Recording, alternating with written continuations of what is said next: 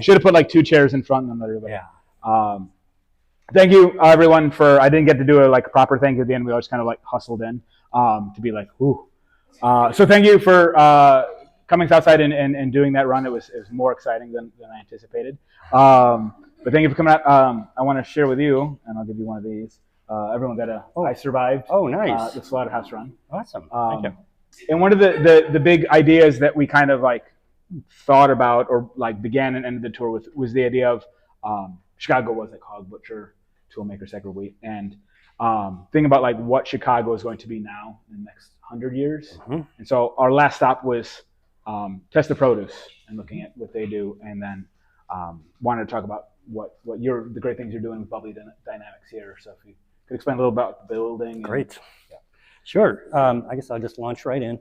So this building that you're in is just about to turn 100 years old. This was Buehler Brothers, a meatpacking plant, later called Pure Foods.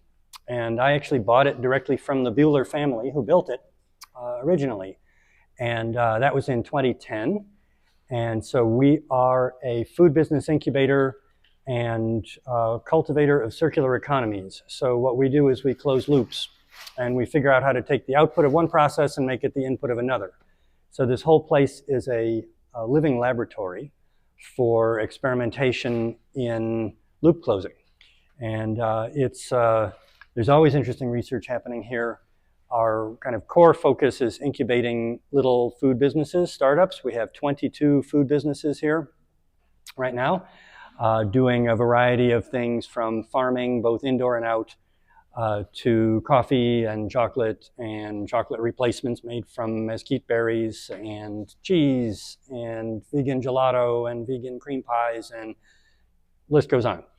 So where it starts to get more interesting is that I'm a firm believer. First off, I'm a big Chicago industrial history buff, which is why there's a Packing Town Museum here.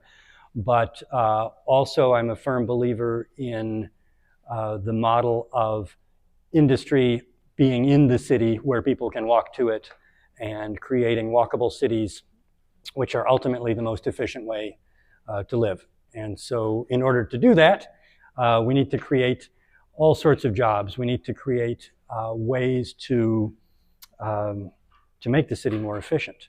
And so that's what this project is about.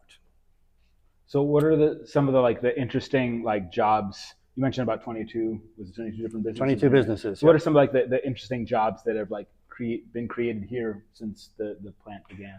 Well, at first I thought it was going to be jobs in farming and food packaging and this sort of thing. But now it's morphed into jobs for scientists and researchers of all kinds. Interestingly enough, a number of the businesses here were founded by and staffed by people who are refugees from the corporate world, who might have been in computer graphics, or one of the women that started a business here used to be a consultant for Deloitte Touche, for instance. I have a computer graphics background, for what it's worth. But the science end of it, I never expected when we started this project that we would be building laboratories, that we would be working on the future of food, and particularly how we extract useful proteins from the waste stream and from the waste that's all around us. So as Americans, we know that things come from the store. We see them very briefly, whether they are food or manufactured goods, and then they go down a hole somewhere and we have no idea where they came from or went to. And so a lot of what we try to do is to lay bare the ins and outs, and where does all this stuff actually come from, and what can we do to make that process more visible and more efficient so that people will hopefully affect change. So one of the cool places that I know that you're partnered with here is Weiner. Yeah. And would you mind talking a little bit about the system that runs through the whole building, affiliated with Weiner and their system? Sure. The reason there's a brewery here is that it's the low-hanging fruit of waste and energy recovery. Breweries are really inefficient. It's something like 7 times the water goes into 1 glass of beer. So that's true across all tiny breweries. And there's troop, that's yeasts, there's distillers grains, there's carbon dioxide, and there's heat. And those are all byproducts of the brewing process, and it's just a matter of figuring out what to do with them. So one of the streams that we gather is carbon dioxide from the fermentation process. So anytime you're fermenting anything, there's CO2 coming out. And we capture a small amount of that and inject it into bioreactors, because we're growing algae upstairs in photobioreactors, which is just a fancy name for a growing system that use light, and they use waste products, and they use the waste CO2. The algae is useful because we can use it to make all kinds of things. We can extract proteins like phycocyanin, which is a beautiful blue colorant and growth stimulant from it for plants. We can actually induce it to produce psilocybin, believe it or not, which for research in PTSD and depression treatment, of course. And we can, we can make polysaccharides. That's the other thing we do with algae. So that's a growth stimulant for plants to replace traditional fertilizer. So traditional fertilizers, nitrogen-based things, burn the soil, create nasty runoff, kill everything in the rivers and the Gulf. And so we need to find different ways to grow our crops. And so polysaccharides, which you can get by growing algae, chlorella specifically, on waste, produces that and then makes the waste into a high-value product. Awesome. So what are some of the things, like you talk about closing loops, mm-hmm. on like more of an individual scale? What are like ways that we in Chicago can like close loops in our own lives and make things more efficient? I mean, the number one is always reduce all the crap that you buy. And that's a starting point. And then, and of course, reuse. And so we do a thing twice a year called Reuse-a-Palooza, which is our big event. Last April, the last one we did, we had 800 people come in the span of about 4 hours, bringing literally tons of stuff. And so we have 15 partner organizations that show up to accept the stuff, which can be gym shoes and electronics, and there's mending going on, so clothes repairing, and then community glue sets up to repair appliances. And so they've got a bunch of people who are talented sitting around at tables, and you can bring them your poor dead phone or whatever, and they'll fix it. And so that's those are some of the things. There are the usuals, like don't drive so damn much, and all. Yeah. I won't go into all. There's a long list of things, but we're actually working on, or Karolika Kola, who's our director of operations, is working on a new unrelated website now that is just straight product recommendations and ways to reduce your footprint, good, better, best, and with another couple of organizations. And so we're trying to figure out how to disseminate that information more easily and efficiently and mm-hmm. get in people's hands. Awesome. So I know that like Winer Beer we talked about. Are there any other of the businesses here that you want to kind of like give a shout out that people should be aware of and like lean toward and get the products, or visit the turtle shop downstairs? Yeah, sure. I mean, most of the businesses here are here because they want to participate in some kind of loop closing, not just because we have cheap space, although some of them are here for that reason too. Mm-hmm. But we, there's Bikabee Honey. It's right on the other side of this wall, actually, and she's got, Jana has hives all over the south side and west side. She's an Englewood resident. A lot of the businesses here, like Closed Loop Farms, for instance, their produce you can get delivered to your door, or you can buy it in grocery stores.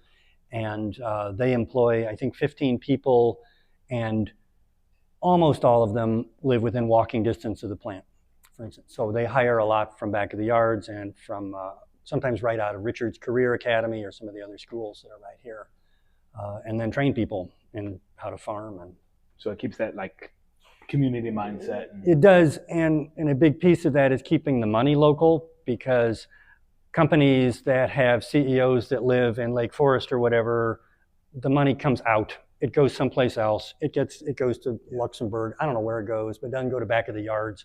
So the business owners here, with one notable exception, all live in the city and reasonably close to here.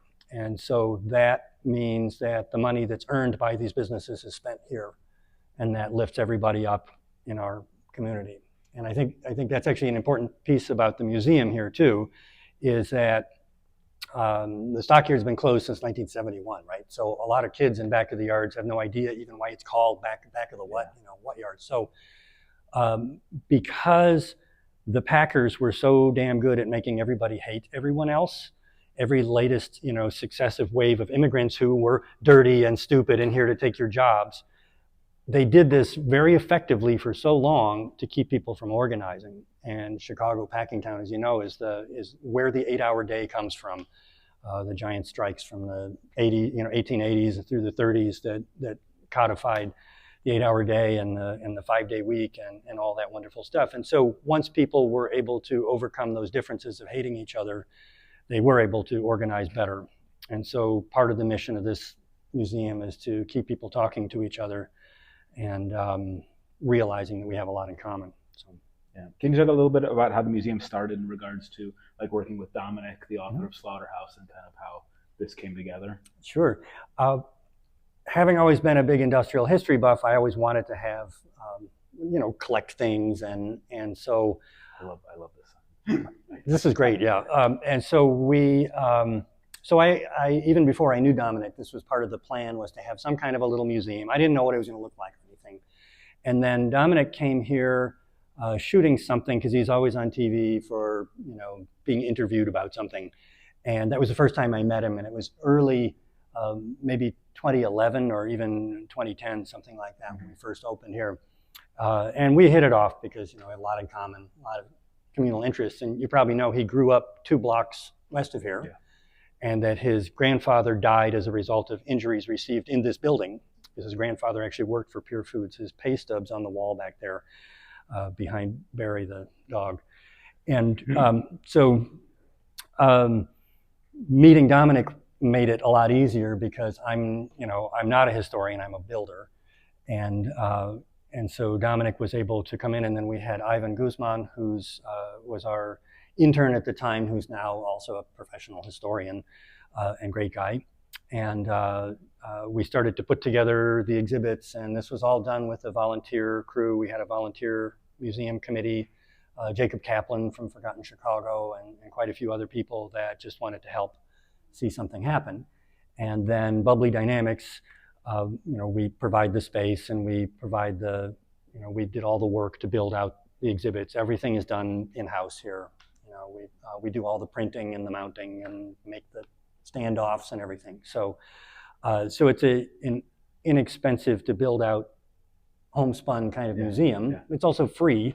So it's intended to just kind of share the knowledge and to be a space for panel discussions and film screenings. So we've done panel discussions on PFAS, microplastics, cell culturing, history lectures, homelessness,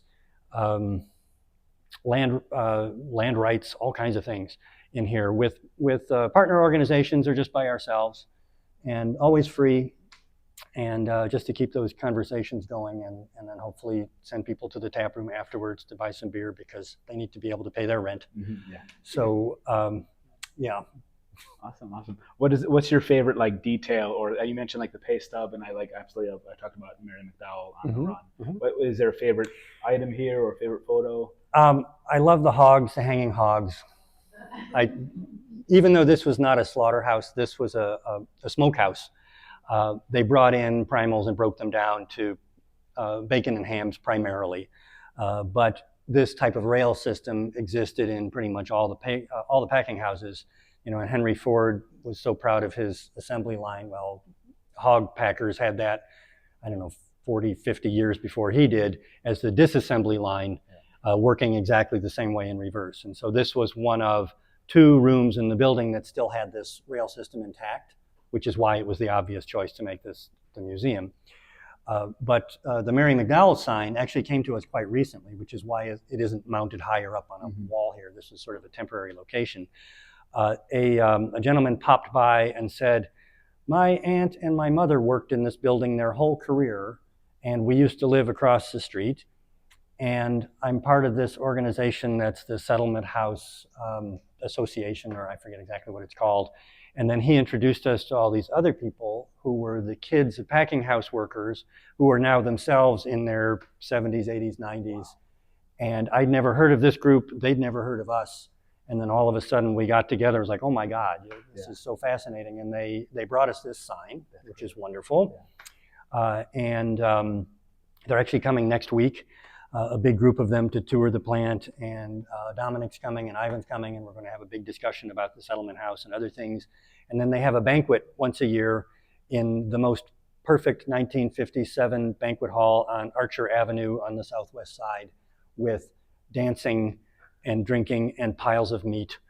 And we went last year. It was our first time, my wife and I, and we had such a marvelous time just hearing the stories and of all these people who had grown up right here and were raised in in the settlement house pretty much. Yeah.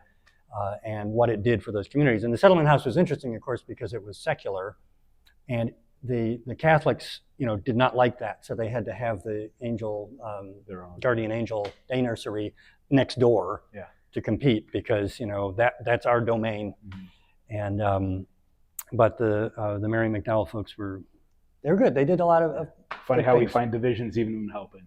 Right, exactly. Yeah. So anyway, I'm excited about the banquet coming right up. Awesome. And you should see one of the main guys, Joe, was on Dancing with the Stars at one point, I think. And so he's got to be he's probably late 80s, and he kind of shuffles along, and then he gets out on the dance floor and just like it's amazing. Awesome. Anyway,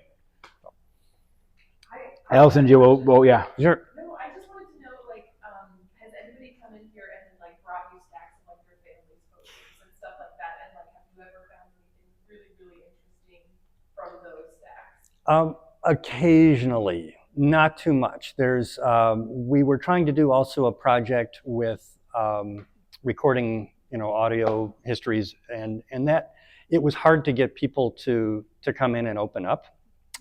We have gotten a few stacks of family photos.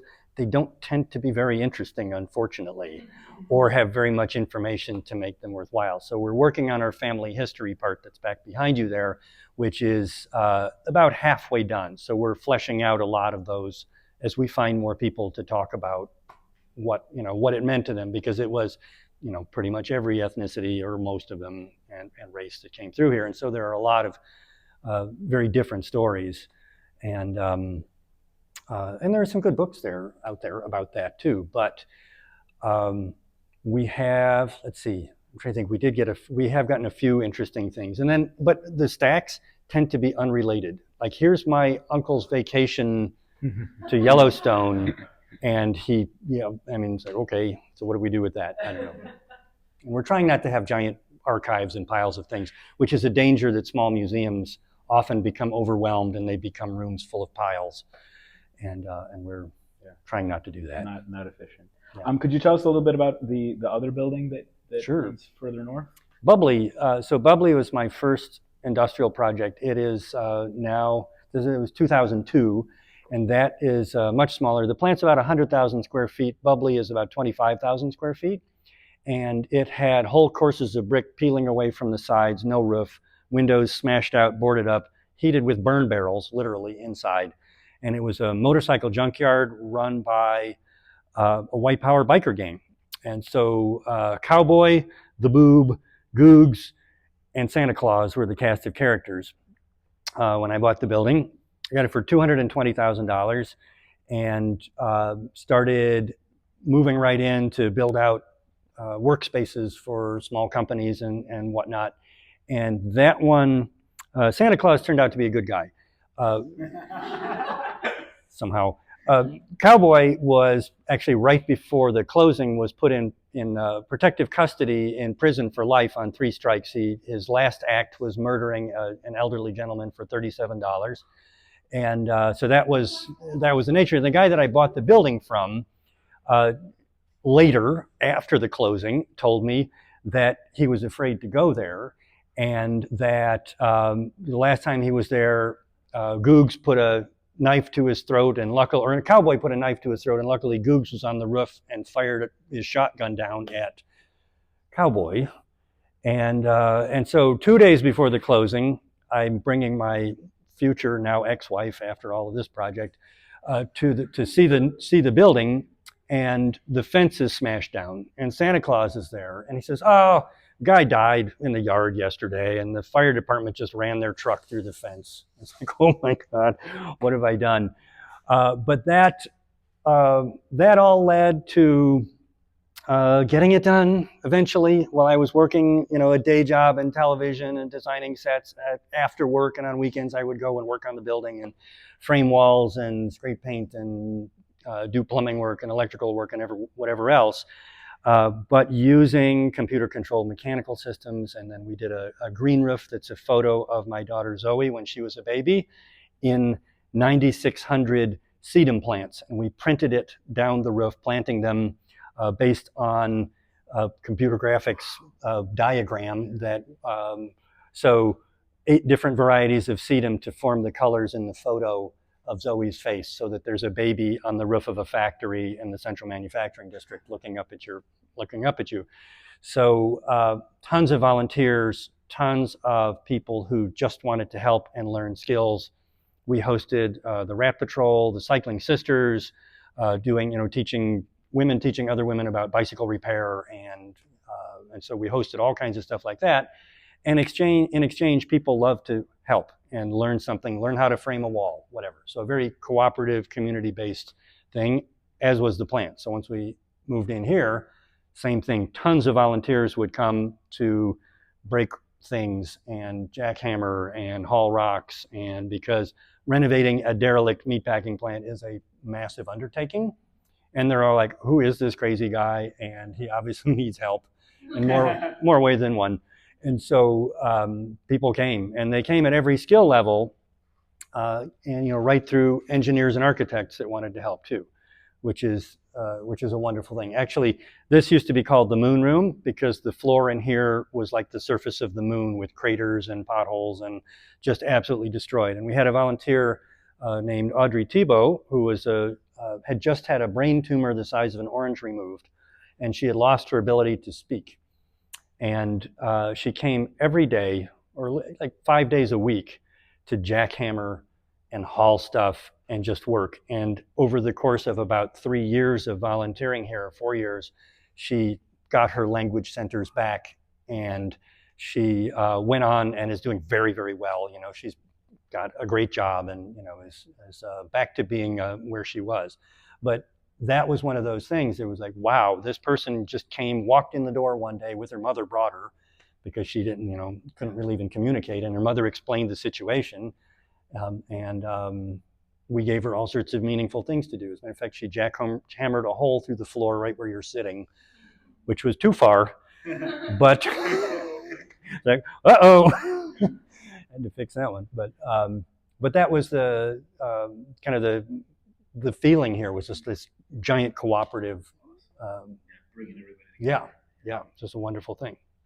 Any other questions from people? Sure. A question about the kind of neighborhood dynamics you were talking about. As we were running, we ran on a couple of what looked like brand new sidewalks. It looks like they're installing some like protected bike lanes on Holsted. We passed some new housing.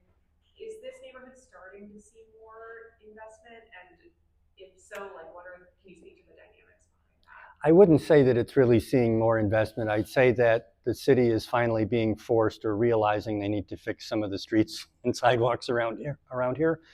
Back of the Arts has been a very healthy, stable neighborhood for actually a very long time. And it's kind of notable because unlike pretty much every other neighborhood in the city, it has never been up. It's never been the gentrified space or the expensive space. Like Lincoln Park's done it several times where it went up and down. This neighborhood was always that port of entry. And so the housing stock, while very poorly built and now in its 150th year or however, not quite that, but however old these houses are, have been continuously occupied and maintained. And so there are actually very few vacant lots in back of the yards, and there's almost nothing newer than turn of the century in this whole neighborhood, very little. But it has always been, in my mind anyway, a very stable and a very family-oriented space. And it is not terribly likely to gentrify anytime soon because the transportation is poor and the housing stock is not great. And so it's functional, but it was never great. And so places like this, what we need are jobs mostly. And so, and that's a big part. And we have seen the Stockyard Industrial Park, as you can see, has a lot of successful businesses in it. And it seems like there are new places, new plants going up now, which is good, or there have been some new ones. And I think that from a job creation standpoint, it's not bad. It's not the 60,000 or however many people worked in the stockyards, but in Packingtown, but it's also not terrible. It's a little bit weird for us, of course, because we did not want to be perceived, rightfully so, as Spaceship Northside landing in the middle of this community.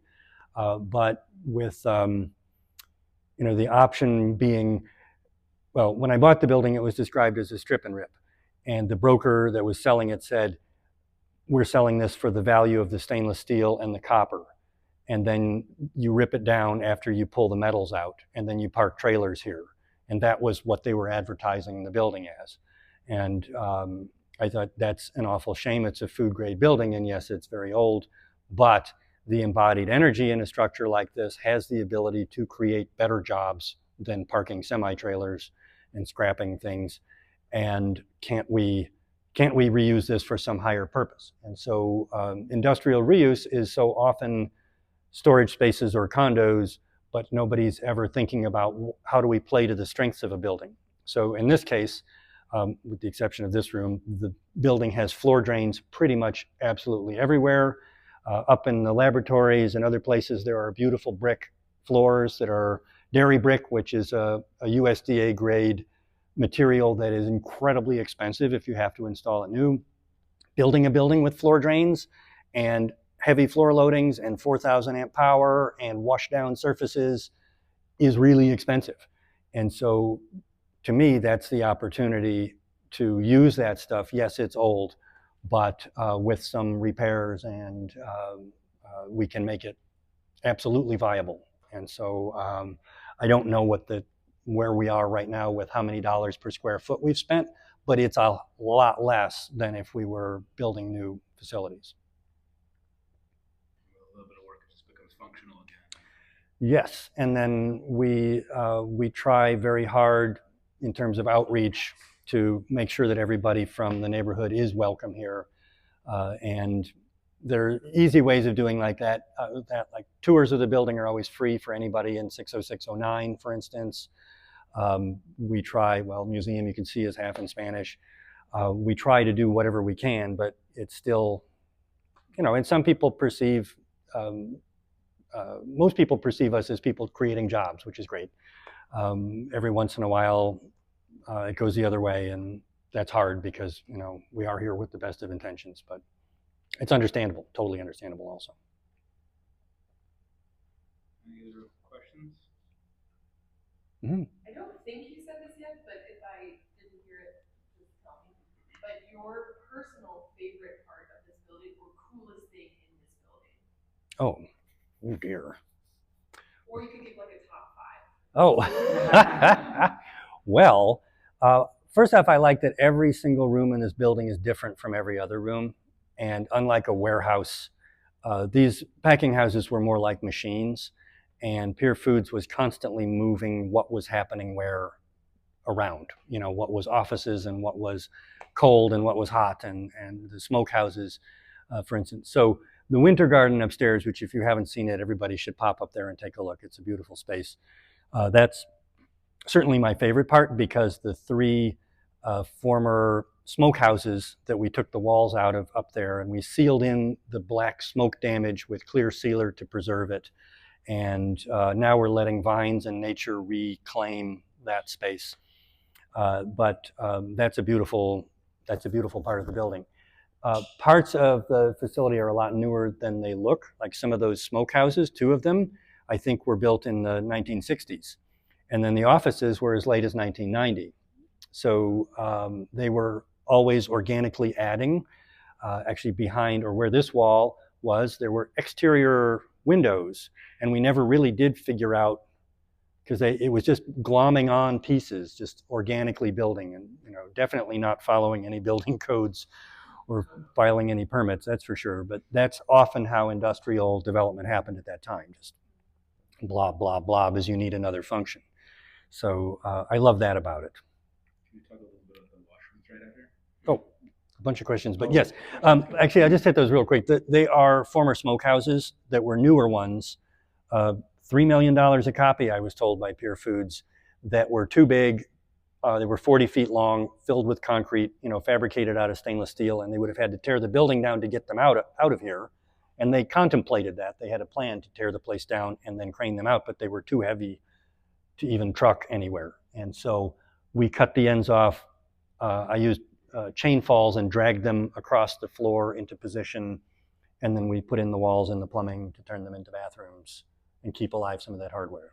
So fun stuff. So Yeah, I think the book mentions there's still some packing houses operating nearby. there are, in very limited, I think at the time it was published, there was one more, which was Chipetti, over here on Halstead and It's like Halstead 38th or something. Yeah, like 37, 38. Yeah. And Minsky over there as well. Mm-hmm.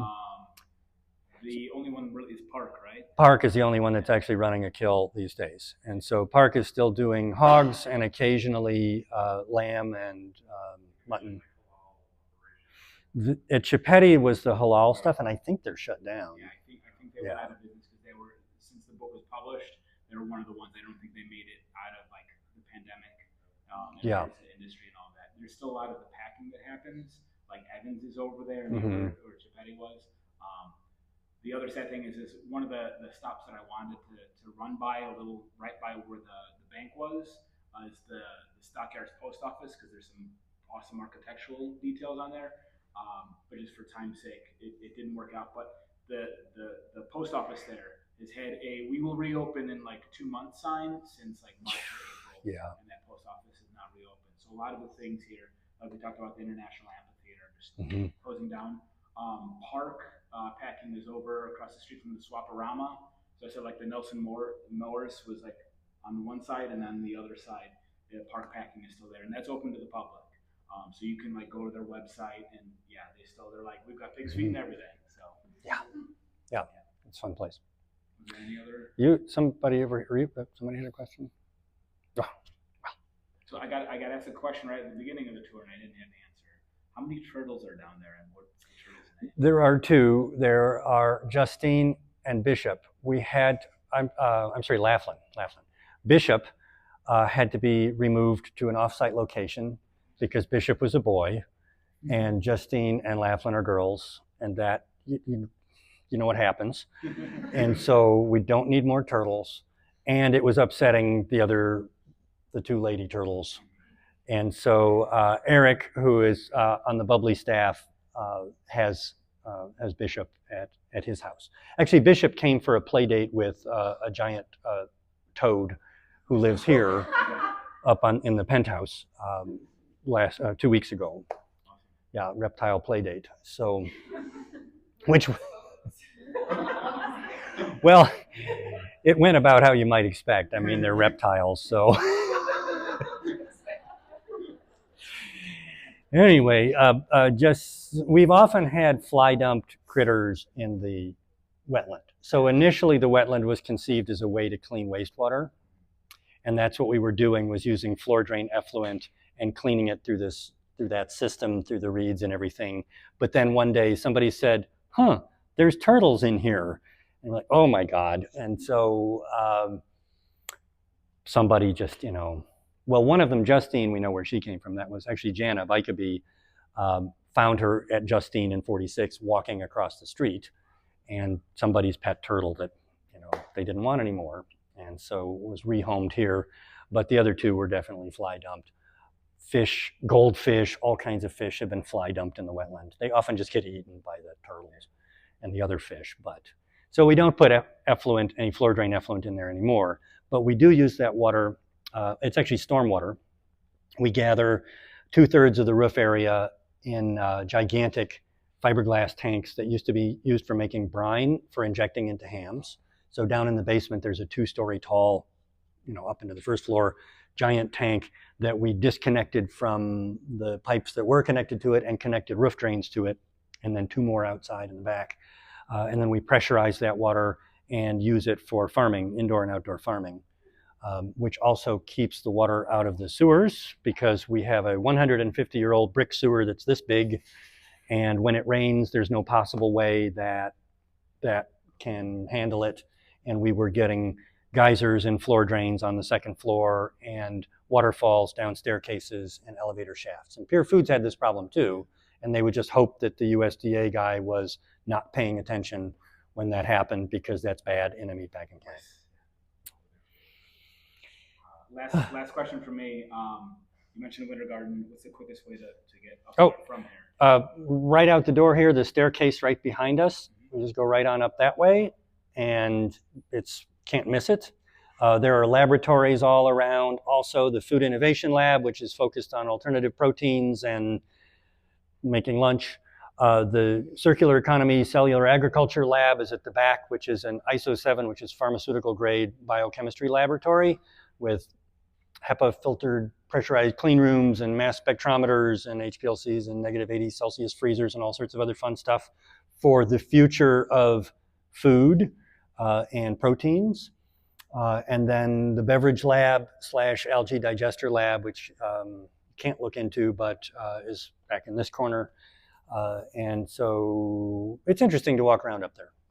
And then you can definitely see the former smokehouses and the outdoor terrace. If you go out on the terrace in the back, you can see the skyline and see the backyard and the anaerobic digester and some of the other stuff out there.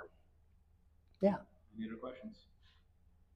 All right. Thank you so much. Sure thing.